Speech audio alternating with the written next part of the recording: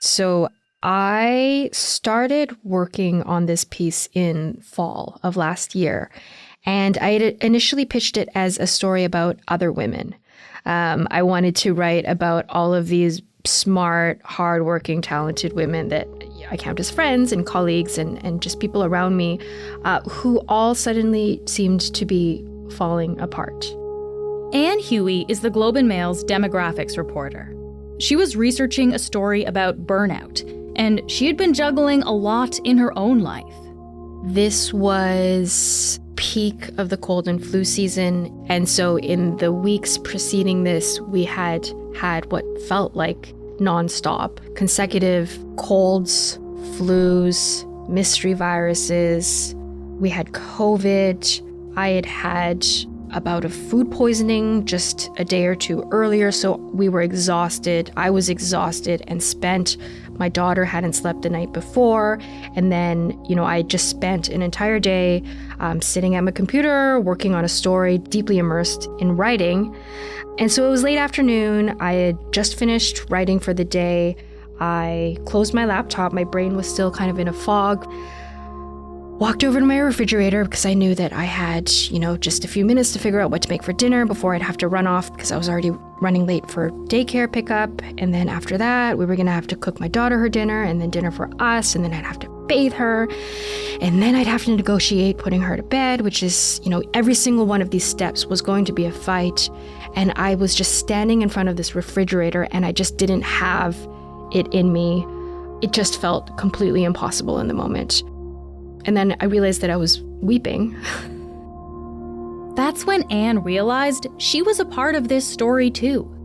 And once the piece was published, the response she got was overwhelming. There were people who wrote to me to say that they were crying as they read the piece because they recognized so much of their own story in this. And there were a few women, bless their hearts, who said that they were cheering and crying as they read it. So I think it definitely touched a nerve with a lot of people. I think a lot of people saw themselves in this piece.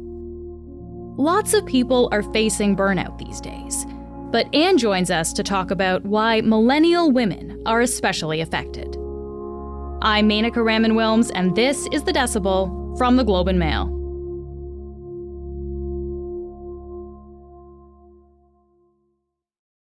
Ann, thank you for being here again. Thanks for having me.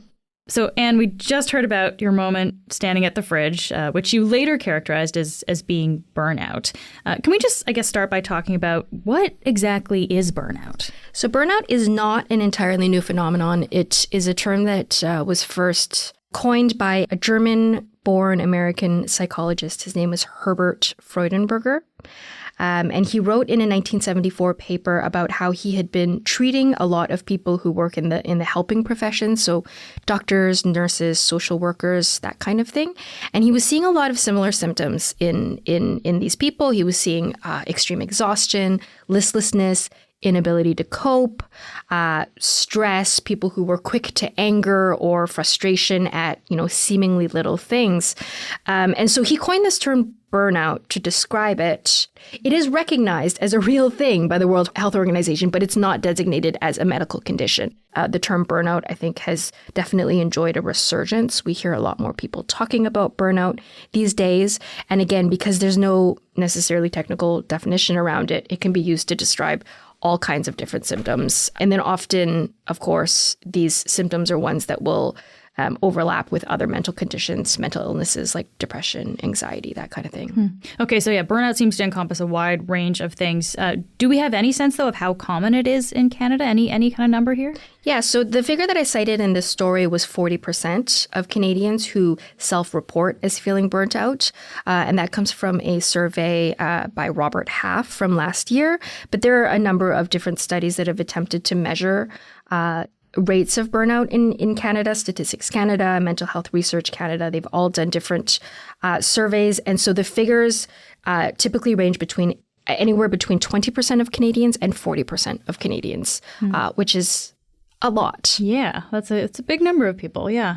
And so obviously anyone can experience burnout, but we're going to focus on burnout amongst millennial women. And this is what you wrote about, Anne. As a self-described millennial, and I should say I'm also a millennial, you wrote an essay for The Globe that it was hard for you to really talk about this burnout because you felt you don't deserve to feel tired. What do you mean by that?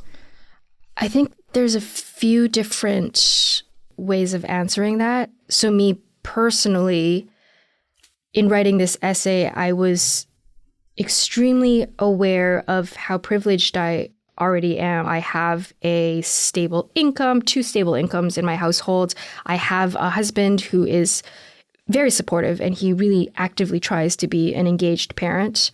I have a job that is reasonably flexible, that allows me to work from home much of the time. And so I have already all of these privileges that I know a lot of other women don't have. And so, for that reason, I was hesitant to kind of, describe myself as struggling in any way.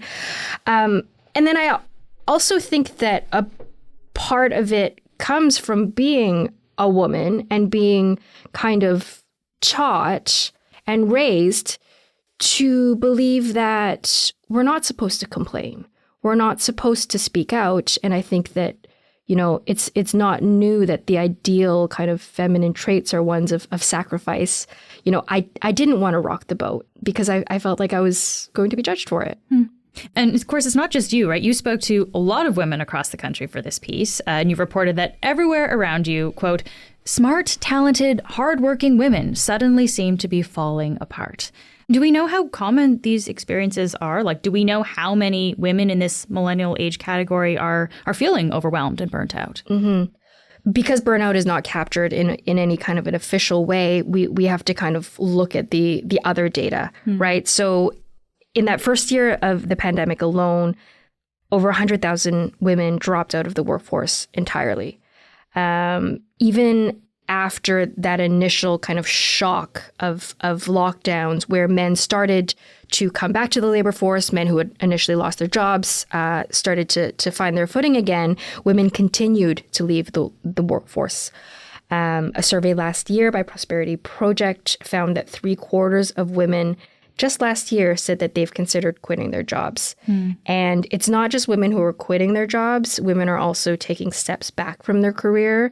The same organization, Prosperity Project, found last year that the number of women who were in pipeline to senior management roles dropped 12% between 2022 and last year. So that's women who are actively taking a step back from their careers saying, hold on, not yet.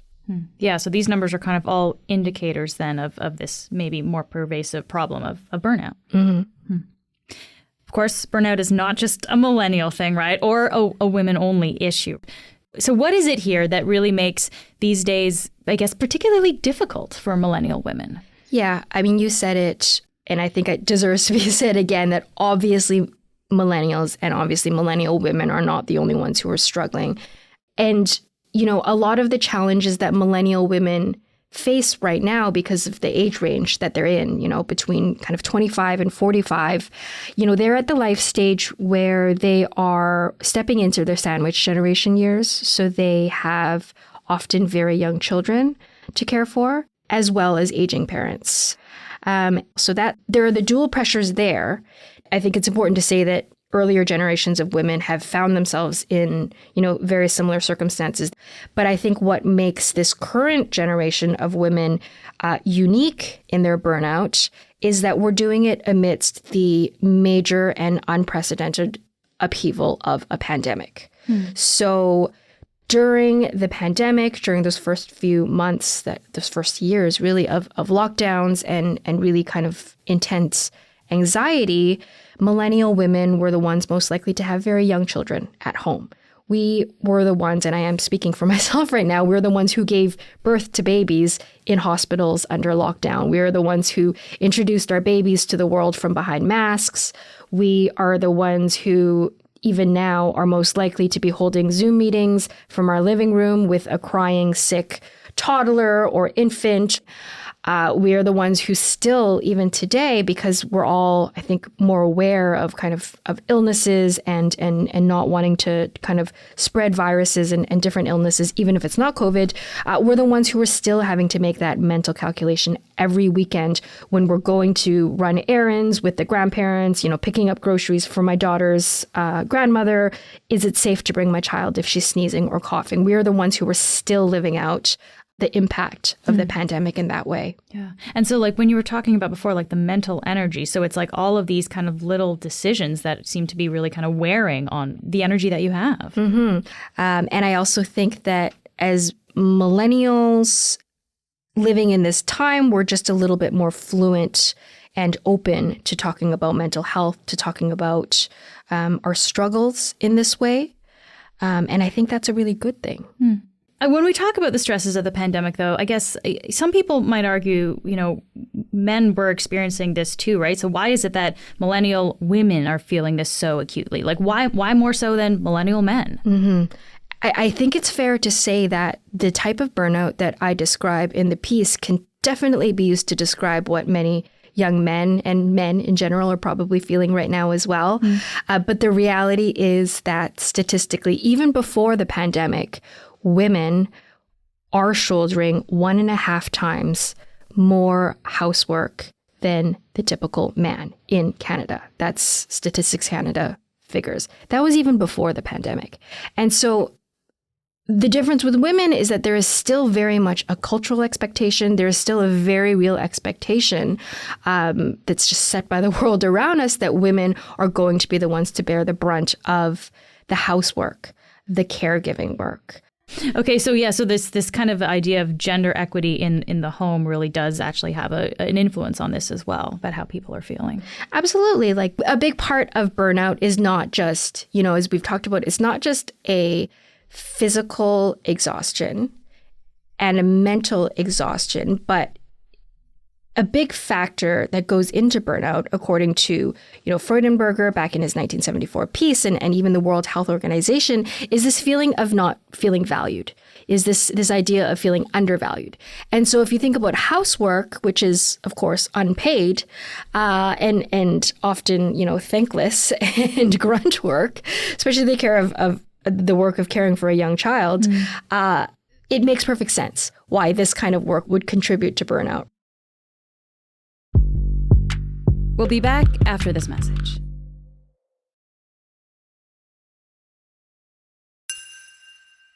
And I want to ask you about how millennial women were raised and I guess how that might play into burnout. Can we talk a bit about that, about the expectations we were raised with and I guess what we're actually facing?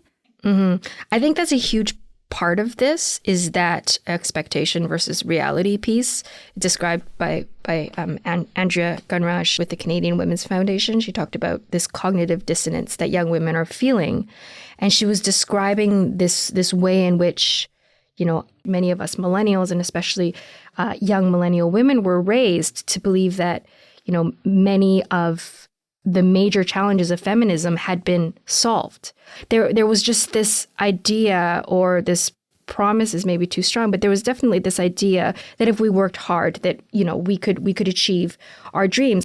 Plus, there was just the general kind of excitement around millennials, who we were supposed to be, the promise that millennials represented. There was very much this idea when we were born. This was, the end of the Cold War. It was kind of, Francis Fukuyama, end of history times. Right. There was very much this sense that the world's major battles had been fought. The major challenges had been fixed. And so we, the millennials, would benefit from this kind of solved earth, and that we could really go out there and make positive changes, that we could fix the world, that we were going to change the world. And I can roll my eyes at that now because obviously it sounds so naive, but this is very much the spirit in which millennials were raised. And so, none of this is a secret. We're the ones who graduated around the time of the 2008 financial crisis, instead of this kind of this great promise and this shiny future that many of us were led to believe that we were inheriting.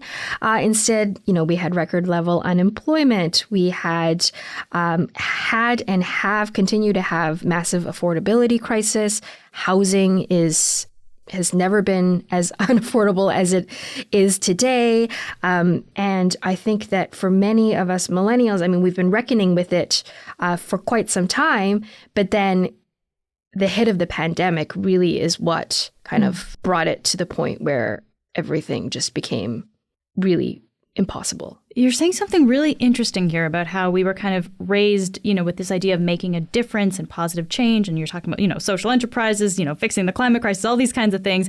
And then kind of the reality of work, like not even being able to find work, let alone like purposeful work. Can we talk a little bit about how that plays into things as well? Yeah, I think that's an important point because again, when we're talking about what makes this generation unique with millennials is that we were very much raised on this idea that we should find work that we loved. Because if you love your work, you're never going to work a day in your life. We've all heard that. Big thing, we would find work with purpose. And so I think that idea of really kind of tying our identities and tying our idea of work with our sense of purpose in this world, I think that is new. And I think that also contributes to our sense of burnout. And then there's also a really interesting idea that Freudenberger actually mentioned in his piece, which is this loss of idealism, this loss of your ideals, and how that too can contribute to burnout. So I think that, it's all of these different things that are leading millennials to experience burnout in this very, very specific way. Yeah. And we've been talking about women generally, but I also want to ask you about racialized women specifically. And are there differences there as well? The problem is much worse when it comes to racialized women. Part of that is due to the fact that some of the frontline essential industries that perhaps were hit by the pandemic the hardest. So I'm thinking of nursing, personal support workers, daycare workers. Those are industries that have disproportionately high numbers of racialized women working in them. And so I don't think it's a coincidence that we're seeing, at the same time as the start of the pandemic, many, many, many racialized women dropping out of the workforce. So that's an important piece to consider. But there's also this other idea that these racialized women talked about, which is that there is this additional drain on energy that racialized women often feel in the workplace. This feeling of being an only, this feeling of having to constantly being on guard for or kind of prepared for potential discrimination. That can also contribute, again, to this idea of whether or not a woman feels valued in the workplace, whether or not she feels like she's seen, whether or not she feels like she's being heard. And kind of the burden of feeling like you have to speak up, I guess, sometimes too. Right? The burden of often being the ones assigned to or asked to or expected to do DEI kind of work in the workplace. There's all of this kind of additional work, because it is work, that racialized women often find themselves performing in the workforce. And this is not work that they're being paid for. Well, I guess, one of the big questions here then is like, how do we make this better? Like, how do we as a society, I guess, tackle this millennial burnout? And I realize that's a big question, Anne, but yeah, what did you learn? It is a big question that I do not have an easy answer to. These are fights that have been going on for decades, things like closing the wage gap, things like pay equity. The reality is that women are still paid 90 cents for every dollar that men make in Canada, and that's going to contribute to whether or not women feel like their work is valued in the workforce. So that's a big thing. There's also small and big changes that I think every workplace can make. There's been a lot of talk in recent years about work-life balance, but I think that many organizations still struggle to understand what that actually looks like, and to understand that can actually look somewhat different for different workplaces. And then on the personal level, I'm also still learning. I'm not going to pretend like I've, had this kind of major change and that I'm cured of burnout. But it is a realization that it's in how we live. It is partly the world around us, but it's also partly the way that we meet the world around us. And so even little changes for myself, like deciding whether or not I really need to pick up and check my phone and check my email every 5 minutes, especially if it's the evening, especially if it's the weekend, those are little things that I can do for myself to protect my own little bit of peace. Yeah, in your piece, you wrote about reading your daughter the story of Little Miss Busy, one of those like Mr. Miss books, and you said you recognized yourself in that. Right. It's coming to recognize how deeply entwined kind of with my sense of self is with this idea of work, how much of my own identity and kind of purpose in this world has been built around the idea of being busy, of being productive, of being a good worker. And really trying my best to untangle and unravel some of those ideas and understanding that, there are all these other selves that have value. And thank you so much. This was a great conversation. Thank you for being here. Thanks, Menaka. That's it for today. I'm Menaka Raman-Wilms. Our intern is Manjot Singh. Our producers are Madeline White, Cheryl Sutherland, and Rachel Levy-McLaughlin. David Crosby edits the show. Adrian Chung is our senior producer, and Angela Pacenza is our executive editor. Thanks so much for listening, and I'll talk to you next week.